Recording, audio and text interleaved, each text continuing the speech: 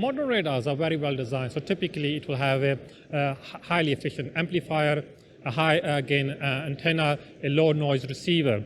And that will give us a really good sensitivity and performance. But however, there are applications here where the modern radar can no longer meet the demands of those applications. At University of Birmingham, we're looking at one particular aspect of the radar design, which is to do with the oscillator.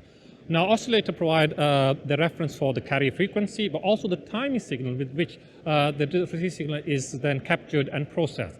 And any jitter on that oscillator will produce phase noise on the received signal. Now, why does that matter? Because if you have phase noise, then something like a strong clutter can begin to mask your weak signal, which are close to the carrier here. Now, at Birmingham University, we're looking at a new class of oscillator, which is coming from quantum technologies. And this is where you have strontium atoms. Those transitions are very stable, and these can give us very precise timing, which can then be locked to an optical laser.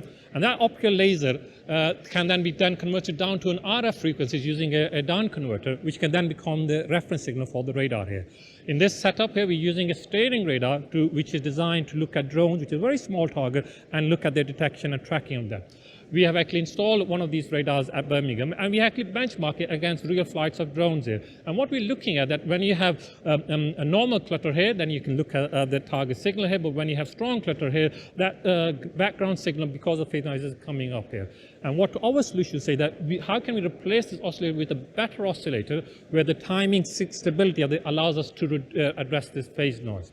So in the first setup here, we actually having now mating this arrangement of oscillator. We want to understand phase noise. We have actually done the phase noise on our down converter, and we have made it to be at minus 136 dB at 100 hertz off. 100 Doppler offset. Now that's a good start here, but eventually when we link it to the optical laser, which is then conditioned to the quantum oscillator, we expect that phase noise to be improved. And that's where we believe the performance is going to come here.